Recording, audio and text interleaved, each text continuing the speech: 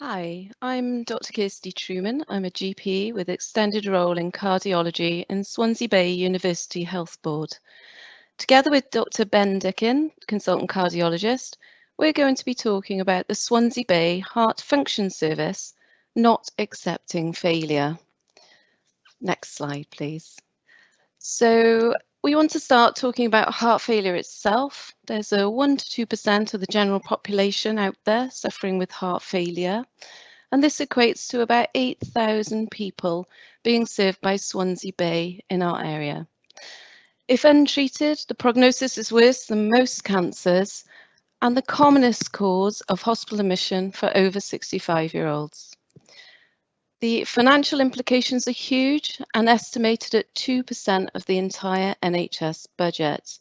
And if you can click for me, Alistair, you'll see that this is actually 10.1 million of the Swansea Bay Health Board cost in the year 2018 to 19. Next slide. So we were looking at our heart failure service and realised that we were all working in silos, and there was long waits and for being seen, long waits for diagnostics. And we sat down and felt that we wanted a seamless process from the patient self-managing through primary care into the integrated heart failure team and up to secondary care. And we wanted this to be efficient and effective as possible. Next slide. So we sat down all together and looked at the NICE guidance and felt that most importantly was an early diagnosis. We wanted implementation of medication in a timely fashion and optimized up to the, optimized. We wanted MDT input and we wanted it quickly from the GP perspective. Next slide. And we set 5 objectives. We wanted to improve the diagnosis of chronic stable heart failure, deliver the heart failure management in primary care, which has been minimal over the prior years, enhance the provision of the community heart failure specialist team, cardiac rehab and palliative care, improve management of acute decompensated heart failure within hospitals, and provide digital patient engagement. We set 17 measures that you can see here, and then we set 29 indicators as well. And this was the way that we were going to collect information to try and record how we were doing and whether we were delivering what we wanted. Next slide. So if we look at the 29 indicators, this concentrates on the information we are going to collect and are collecting currently. These include BNP, both in primary care and in hospital. It includes looking at patients who are having reviews in the community that I'm going to talk about in a second. And also importantly, looking at PREMs and PROMs, so patient-reported outcome measures. Next slide. So concentrating on the primary care heart failure framework, this was a framework which we created to try and get primary care involved in heart failure management. We have had 49 out of 49 practices engaged with this framework in Swansea Bay, and we've started to implement this framework since August. So what does the framework involve? It involves increasing the prevalence on the registers within the practice. And this involves going through tidy up searches and trying to increase the prevalence to 1 to 2%. You can see that some of our practices in Swansea Bay were as low as 0.4% on their heart failure register. We also wanted to go through the notes and make sure that an echocardiogram, the gold standard, had been recorded in all patients' notes. And if they couldn't manage to actually get to the hospital, they were allowed to be exempted. And importantly, we also wanted to increase the use of the NT-proBNP, which is the diagnostic tool required to diagnose heart failure prior to echocardiogram. Next slide. So this slide demonstrates that already NT-proBNP is on the increase, and we have lots of different reasons that we can think of for this. One has to be said is COVID, where echocardiograms were not accessible in the way they were before. The other was the creation of a hub that Ben is going to talk about, which wouldn't accept a referral without NT-proBNP. For me, one of the main barriers was also removed, and that was a set form that GPs had to complete to be able to get NT-proBNP. And the removal of this has made it much easier from a GP perspective to request. So you can see that our echocardiograms here really have almost halved, and our BNPs have grown greatly. Next slide. So other targets were to implement and optimize heart failure medication in newly diagnosed heart failure patients. And we had a problem that our heart failure nurses actually struggled to review patients because of their waiting lists. So this move will increase the time, well, reduce the time and increase the numbers of patients who get onto maximal tolerated doses in a timely fashion in the health board. Next slide. The other target, and the main one really, is that all patients on the registers will be reviewed every 6 months in a primary care clinic.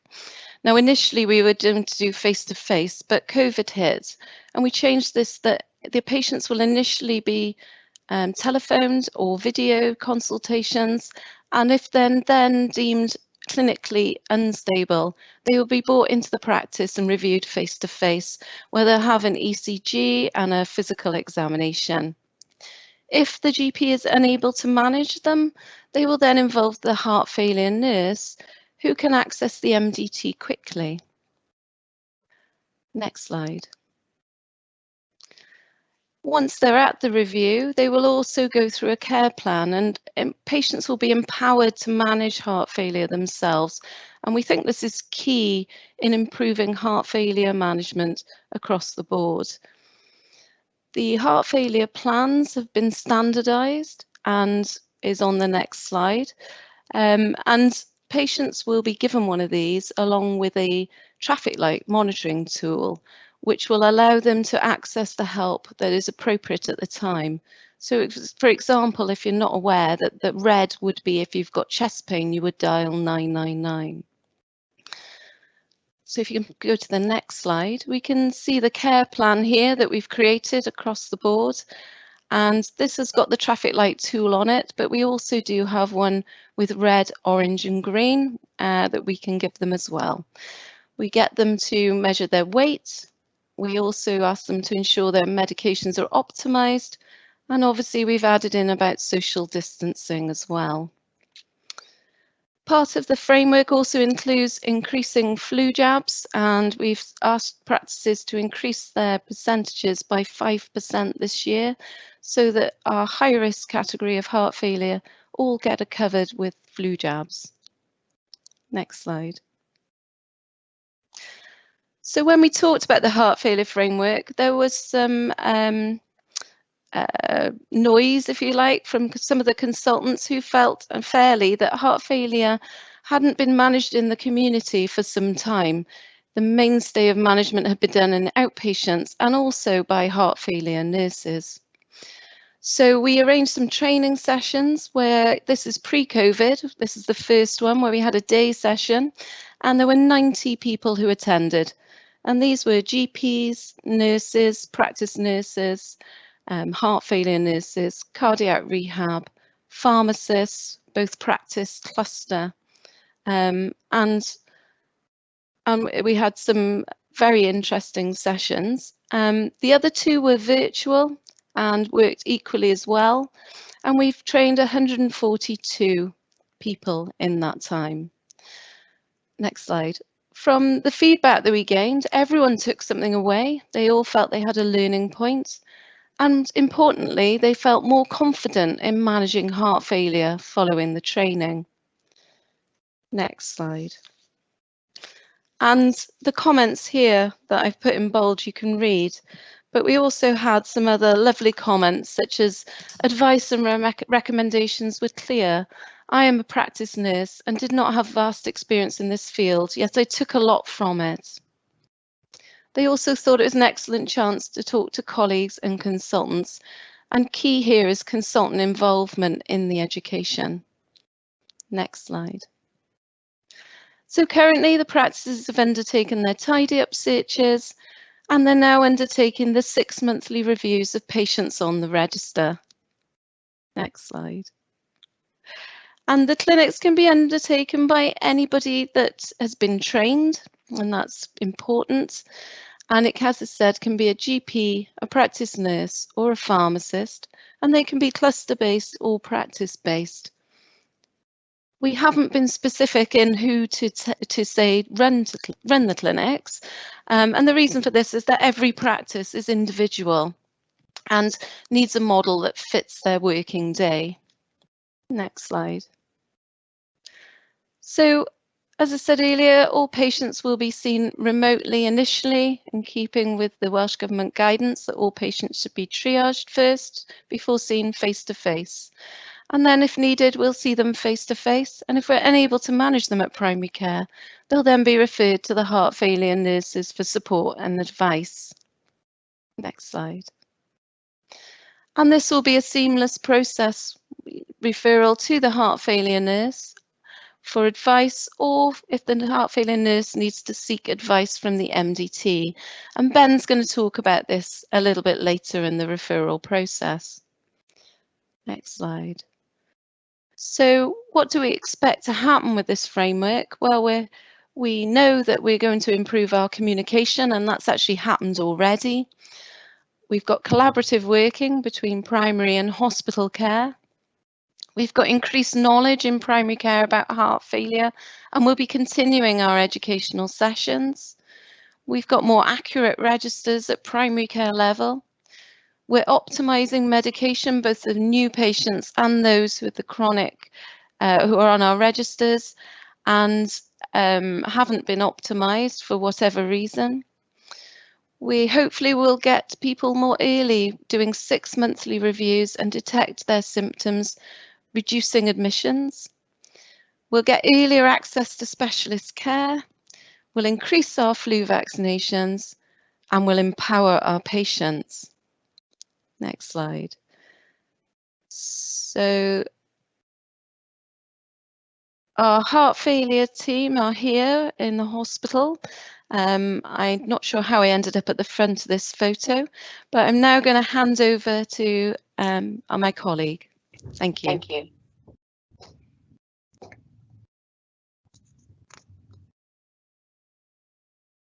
Next slide, please. Thank you very much, Kirsty. Very good afternoon, everyone. My name is Benjamin Dickin. I'm a consultant cardiologist specialising in heart failure in Morrison Hospital in Swansea. It's a real pleasure to talk to you this afternoon about exciting changes to the way that heart failure is managed across Swansea Bay University Health Board. Within Morrison Hospital, there is an established heart failure team comprising of 4 consultants. This only makes up a 0.2 whole-time equivalent consultant funded for inpatient local heart failure care because of other sessional commitments. We also have 1 whole-time equivalent advanced heart failure nurse practitioner, but her role is industry funded and is due to end mid next year. We have a community heart failure specialist nursing team comprising 3.8 whole-time equivalent nurses. Just to put that into context, the British Society of Heart Failure recommends 3 to 4 nurses per 100,000 population. Swansea Bay has a rough total population of about 400,000 people, suggesting that we should have at least 12 community heart failure nurses. There were certainly problems in our referral systems from the community, as there were no disease-specific pathways for heart failure, and our community heart failure nursing team was on the brink of collapse. Next slide, please. This flow diagram illustrates those problems that we had with patient referral. If a patient presented to their GP with heart failure symptoms, their GP had 6 points of access. They could refer directly to secondary cardiology. They could refer to a community GP with a specialist interest clinic, They could refer directly to tertiary cardiology. They could send the patient directly for an echo to Singleton Hospital. They could be referred to cardiac physiology for an echo only. And then finally, they could be referred to a hot clinic in Morriston Hospital. After the patient had had their echo, there were then potentially 5 outcomes. The echo result went straight back to the GP and no review was ever arranged. The patient would eventually be seen in a secondary care cardiology clinic. The patient would be referred directly to a heart failure community nurse. The patient may be reviewed by a GP with a specialist interest, or the patient would be admitted for heart failure care. It was obvious to us all that this referral process was reasonably chaotic and needed standardizing and streamlining. Next slide, please. This was our proposed patient referral model, which I'm sure you'll all agree looks more straightforward. At the essence of what we were trying to achieve was a nationally recognised referral benchmark using a blood test called an NT-proBNP to triage referrals. As Kirsty said, NT-proBNP is a very sensitive marker for heart failure. Those with an NT-proBNP less than 400 are deemed unlikely to have heart failure and should be subsequently managed by their GP. Those with an NT-proBNP between 400 and 2000 and have heart failure symptoms should have an echo within 6 weeks. Those with an NT-proBNP of greater than 2000, deemed at very high risk, should have an urgent echo within 2 weeks. All the patients with an NT-proBNP of greater than 400 would be electronically referred to a heart failure pool to be seen by a GP with a specialist interest or a heart failure cardiologist for diagnosis to be confirmed and treatment started. Next slide, please. And then earlier in the year, the COVID pandemic struck. Whilst all routine outpatient work ceased in the acute hospitals, it became clear that these heart failure patients still needed to be referred and triaged and seen urgently in a rapid access diagnostic heart failure clinic. We also knew that these patients were at significantly higher risk of morbidity and mortality from contracting COVID because they are generally older patients with multiple comorbidities. We therefore felt that we needed to keep them away from the acute hospitals, and a heart failure hub was set up in a small community hospital in a suburb of Swansea called Gorsinen. We developed integrated working with the community heart failure team to provide a responsive service and to prioritise those that were at the highest risk of hospitalisation. Patients with suspected heart failure who presented to their GP with signs and/or symptoms of heart failure would have an NT-proBNP checked. If elevated, they'd be referred to Gorsinen Heart Failure Hub for an ECG, echo, assessment by a heart failure consultant, treatment initiated if appropriate, heart failure education provided by a nurse specialist, all in a one-stop clinic and usually seen within 72 hours. This was pioneered by my colleague, Dr. Carey Edwards, who would ordinarily be presenting this data to you today, but he and his wife had their first child 2 days ago. Next slide, please. These two graphs show the difference in the outcomes of patients referred with potential heart failure. In a cohort of 200 patients prior to the initiation of the heart failure hub, only 54% of patients referred had an echo and subsequent specialist review. 30% had an echo only, and 6% died before they were even seen. In the first few months of the initiation of the hub, when we had only been referred 77 patients, 76 of the 77 were seen for an echo and specialist review, and usually within 72 hours. Only one patient declined to attend because of ongoing concerns regarding contracting COVID. Next slide, please. This table clearly demonstrates the differences between last year and this year since the start of the Heart Failure Hub. In 2019, only 22% of patients had an NT-proBNP checked at referral. This has increased to over 90% this year. In 2019, only 54% of patients had an echo and specialist review, as I've said already. This was 98% in the Heart Failure Hub. For those with a very raised NT-proBNP, i.e. over 2000, Only 10% were reviewed within the target of 14 days last year, but 95% in the hub this year. The average waiting time with those with a very raised NT-proBNP in the hub was 3.8 days compared to 105 days last year. Next slide, please. We also compared our hub data to an audit performed over 7 weeks in 2019 and have estimated that we can potentially prevent over 80 premature deaths per year by offering early specialist review. We could also reduce acute admissions by over 280 by early review, potentially saving nearly 6,000 bed days. Furthermore, savings could be made by appropriate use of NT-proBNP, reducing the need for unnecessary echocardiograms and outpatient appointments. Next slide, please. This very busy flow diagram shows our previous referral pathway to the community heart failure nursing team, and I don't want to go through it in any detail. Would you mind just clicking again, please? I just wanted to illustrate the complexity of referring to the community heart failure team and the fact that the referral process was so convoluted that it was taking half the referral process before an appointment was even made to see a community heart failure nurse. Next slide, please. This is our model of how referral to the heart failure community team should be, and I'm sure you'll all agree that it's a lot more streamlined, with clear outcomes of how the patient will be managed and subsequently followed up. Next slide, please. We also took this opportunity to change the way our community heart failure specialist nurses were working. They were previously based in 5 community heart failure clinics, but the service was seriously under strain with a 3 to 6 month waiting list, the target being 2 weeks for urgent cases. The community heart failure nurses were then subsequently moved to Guysanen Hospital Heart Failure Hub. They had over 700 patients on their current caseload, and a significant problem was that there was nowhere for these patients to be discharged to.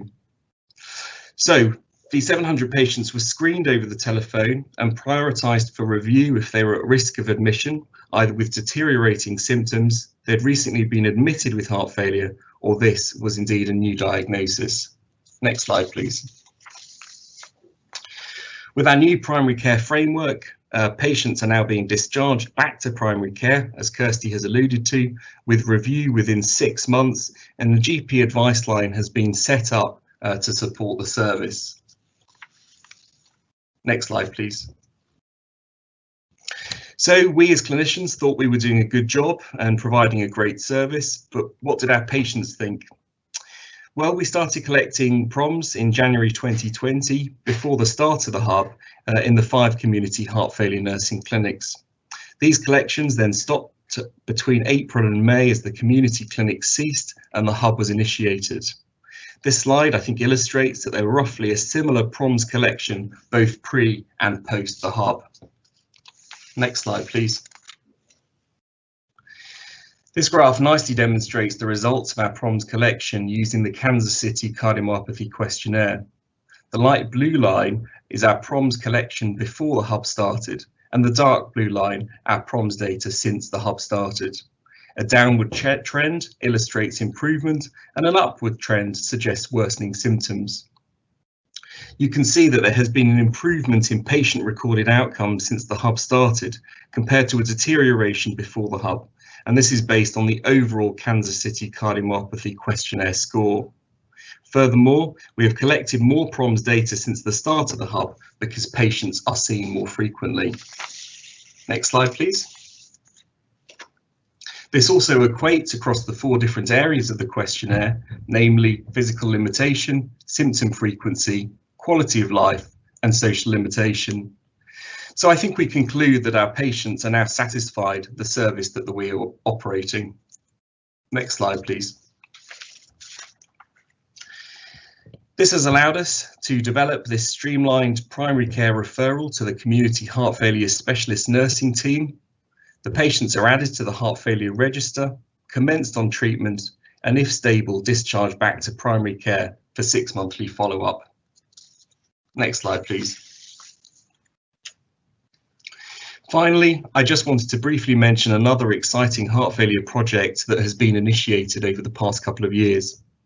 2 years ago, we did a hospital-wide audit of how many patients in our 720-bedded hospital had a diagnosis of heart failure, either a primary diagnosis, secondary diagnosis, or a coexisting diagnosis.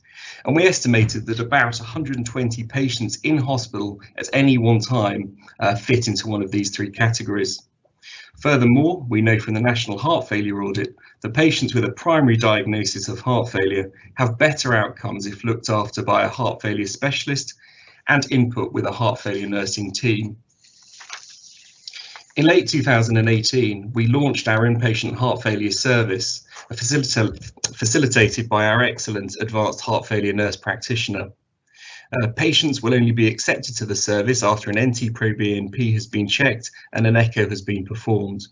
They are then reviewed by the advanced heart failure nurse practitioner almost daily and by a heart failure specialist once or twice weekly. Appropriate management is initiated and follow-up arranged when patients discharged. To date, we've seen over 700 patients on the inpatient heart failure ward round. Next slide, please. I really only have time to show you one slide showing the mortality benefit of being seen on the heart failure ward round. With an 11.2% inpatient mortality if you're seen by us, compared by over 22% if you're not referred. This mortality benefit is also then seen at 6 months. Next slide, please. So to conclude, we have performed a comprehensive review of all heart failure pathways in Swansea Bay University Health Board, including primary care, community nursing, and inpatient specialist care. There is little doubt that specialist care improves patient outcomes by providing a rapid diagnostic clinic, a fully functioning and robust community heart failure team, and arranging acute hospital admission if required. Our PROM data is undoubtedly a powerful tool used to drive effective change, and there are huge potential benefits from maintaining service improvements. Thank you. I'm very happy to answer any questions. Right, so now it's our question and answer session. And Ben, we've got some questions here. There's a lot about outcomes. So if I try and get what people are asking. So we've got a question here. Great example of improving efficiency. The anticipated outcomes are positive, but how will you measure these benefits in a tangible way? This must have huge cost time savings on secondary care services. And it would be interesting to know how this cost time has been reallocated to see patients with the greatest need first. And if I read the other bit about outcomes as well, and we can perhaps answer it all together. So another question says, has the collection of outcomes helped you to change the service further? And what area of outcomes in particular have improved? And how are these outcomes being used in practice? So it might be worth going back. Alistair, are you able to go back to the third slide that's got the 29 indicators on it, please?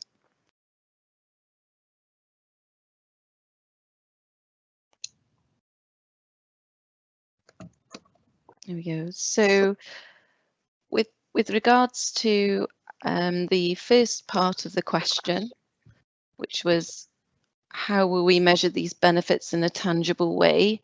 This is the list of how we are going to measure those benefits, and focusing a lot around admission reduction. So we are going to compare patients with heart failure admissions and look at now and compare with previous after this project has been running for a longer period. I'm not sure if that answers your questions about how we measure them in a tangible way, but this is the data that we're collecting.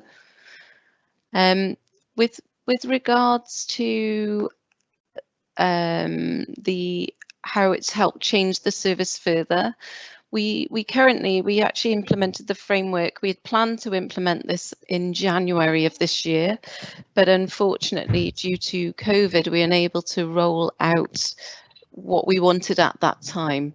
So it actually didn't start being rolled out for all practices until August of this year. So our data collection is still work in progress. We have seen, as I've demonstrated earlier, the improvement, the increase in collecting and requesting NT-proBNP, so a change of service already. And we obviously hope to use these outcomes in the future to change the service and maintain this current approach. So in answer to the how are these outcomes being used in practice, we're still collecting them, and we're hoping to use them in our business case to ensure the health board don't revert back to old models. And hopefully that will be one of our enablers to improve the service further. There's a question here about PROMs, Ben, if I can pass this to you. How do you suggest dealing with dropouts when analysing changes in PROMs over time? If sicker patients stop collecting, for example, is there a risk of skewing the data? Yeah, I mean, that's a very good question. So yes, you're absolutely right. PROMs, they've been used for direct patient care and to measure effectiveness. Yes, there is the risk that patients will drop out.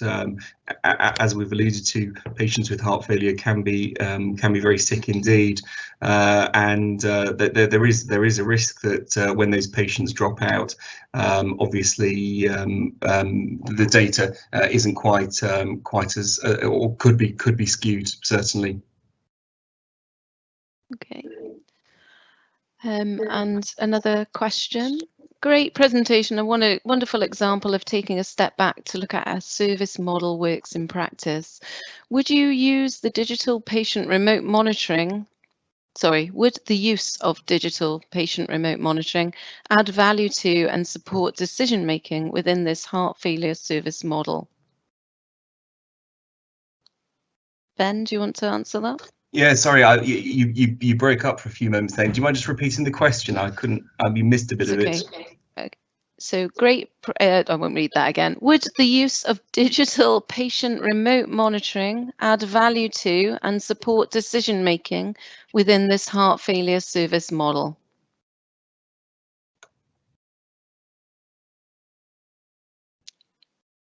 I'm sorry, you're going to have to say it again. I'm really having trouble. Shall I answer? I'll answer. I'm really having trouble hearing. I think it would add value to use digital patient remote monitoring, whether that's the patient themselves as well, or whether that's through a different medium. We had hoped to roll out a patient portal, which is, or it used to be called Patient Knows Best. You may have seen it on the framework. And we had hoped to roll this out so that patients would be able to access their own bloods and message through that medium. We currently haven't managed to roll that out, but we are still hopeful in the future that we will be able to do that. I'm sorry, I've had the question now texted to me, so I can perhaps provide a little bit more input as well. So when I did some of my heart failure research, telemonitoring was certainly a feature of how we practiced up in the north of England. And telemonitoring and remote data collection is certainly a very powerful tool. And something that would be very interested in taking forwards using PROMs data as well. Thank you, Ben. Okay, so we've got another question. Do you a place for additional products or services that could be procured to help deliver further value along this part of the heart failure pathway?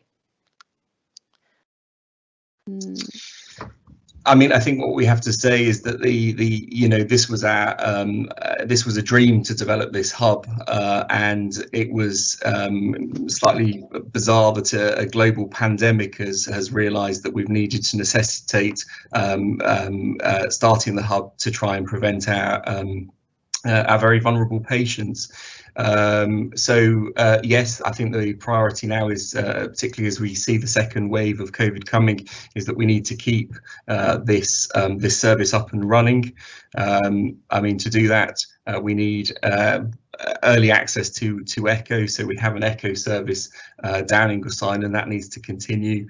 So that our access to Echo is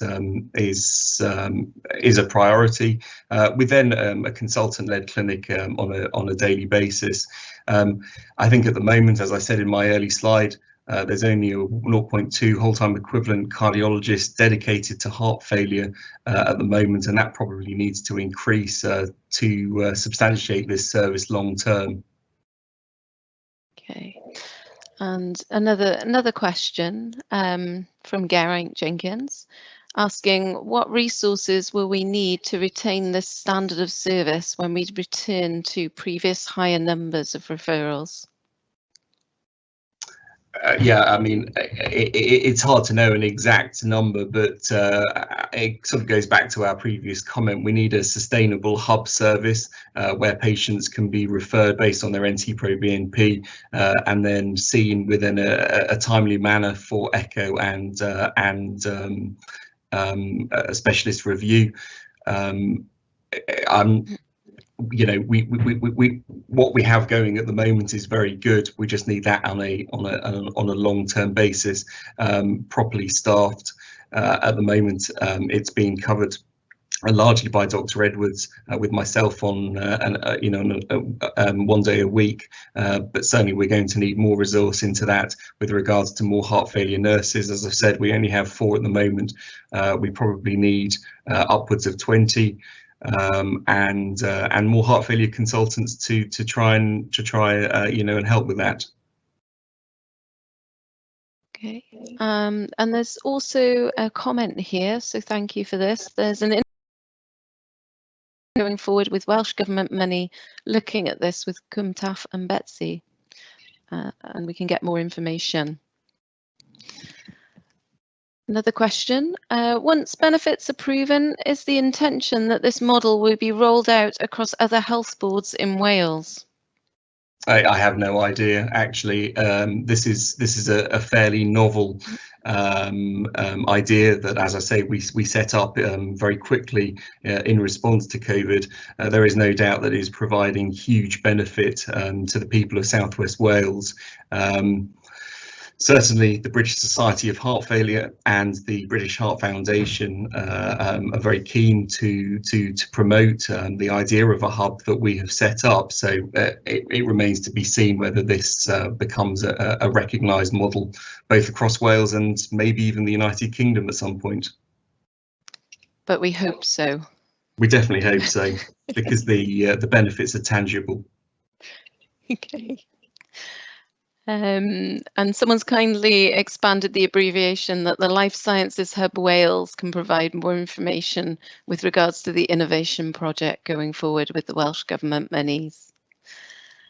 I'm hoping that we have now covered the questions that are here. I do apologise if I've missed anybody's question that's been posted. I think we've covered the information.